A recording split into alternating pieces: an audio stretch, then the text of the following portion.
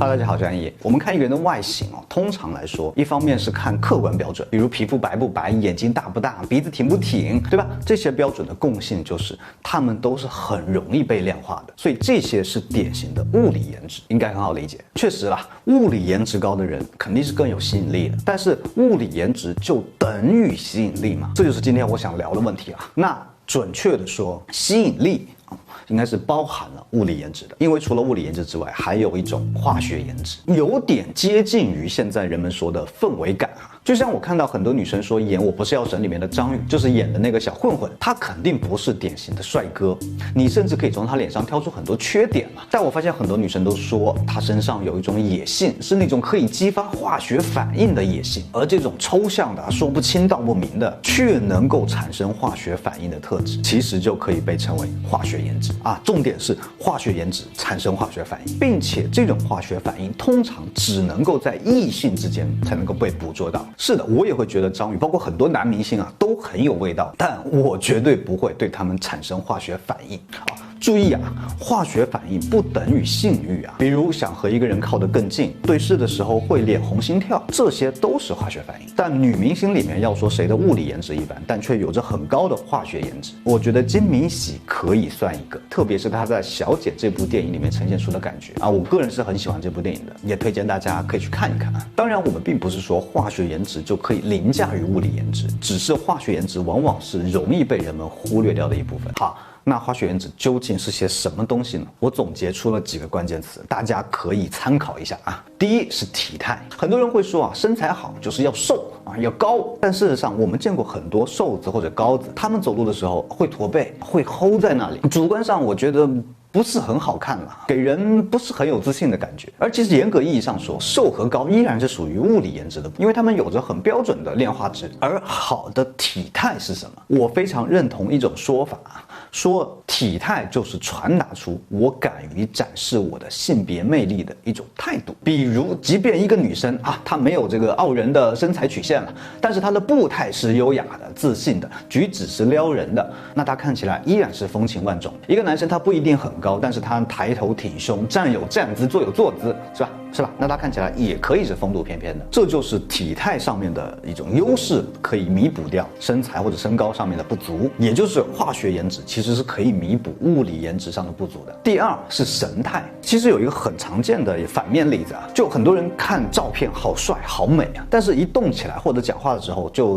拉垮，这就是神态或者说表情管理出了问题。而神态的核心是什么？其实是眼神。我听过表演系有这么一句话，说一身之戏在于脸，一脸之戏在于眼。可见表演者们对于眼神的要求应该是所有人里面最高的。据说梅兰芳先生年轻的时候眼睛就是无神的啊，眼皮松弛，还有点下垂。用他姑妈的话说，就根本看不出这是一代大师的样子。后来他就一直在刻意练习眼神这个东西。怎么练的？他先是养了一群鸽子，每天清晨第一件事情就起来放鸽子，然后那个眼神就随着鸽子在动啊，鸽子飞得很快的嘛，所以眼神要动得很快，鸽子飞到哪里，眼神就到哪里，久而久之，他的眼睛就变得有神了。当然，我不是让大家去养鸽子啊，我只想说明两点：第一，眼神是神态的核心；第二，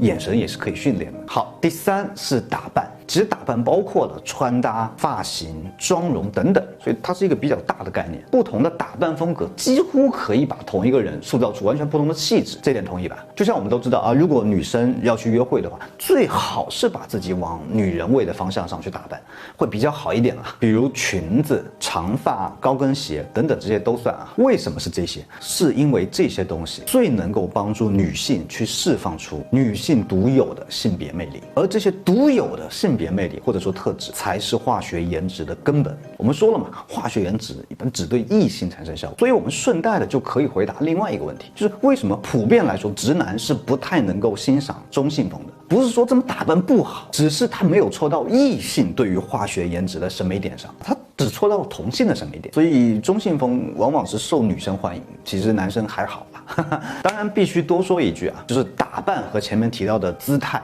体态是密不可分的，就再好的穿搭也需要能够与之相配的体态才能够驾驭。就是我们知道女生穿高跟鞋更容易展现出性感的一面，但是如果穿了高跟鞋连路都走不稳当，那我觉得反倒不如穿平底鞋，大大方方的走路观感更好啊。男生这边也比较残酷啦，是吧？不是每一个人都能够把西装穿出霸道总裁的风格，要是体态跟不上，那就是房产中介，但没有黑房产中介的意思啊。就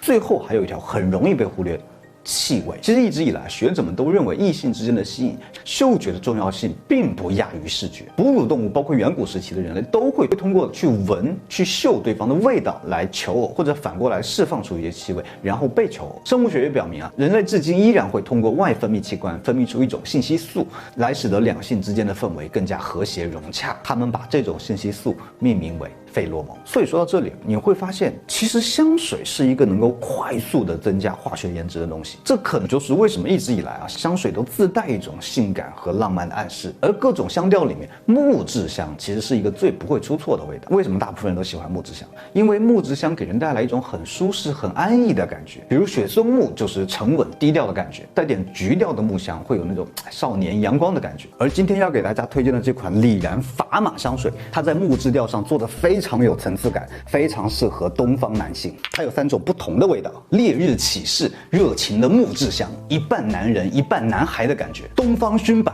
低调中暗藏稳重，属于非常温暖的木质香；冷杉，略带青涩干净的少年气，属于清冷木质香。我很喜欢烈日启示这款，前调是柠檬的清新，一鼻子过去好闻，然后中调有一股西柚橙花香扑面而来，随之而来的尾调就是一种慢慢浮现的雪松的清冷木香，一下子氛围就变得成熟并且稳重神秘起来，非常适合约会。当然另外2款味道也非常好闻，如果你是偏成熟范的，我会推荐东方熏柏，它是暖意优雅中又带有攻击性的那种木质香调。冷杉给我的感觉就是非常适合那些有点冰冷高冷的男生，它是雪松加上白玉兰香调。总而言之啊，喜欢木质香调的男生可以放心的选择，都不会踩雷。而且他们家的瓶身做的也很简洁并且有质感，在100元级别的香水里面可以说是非常有档次了。感兴趣的朋友可以去我的评论区进行购买，这里我也向品牌方为大家争取到了独家福利。当然虽然这些都是男香啊，但女生也是完全可以用的，因为木质香就是比较中性的一个香调。好，那么以上的4点我认为基本上已经可以囊括化学颜值了。值得说的一点是啊，化学颜值是一种很综合很抽象的感觉，所以我观察，如果把上面4点中的任何一点做到极致，而其他3点拉垮的话，都是不太有效果的。相反，如果4点都有，即使每一项不算特别突出啊，也会有不错的效果。好，那今天的视频就到这里，谢谢大家，我们下期见。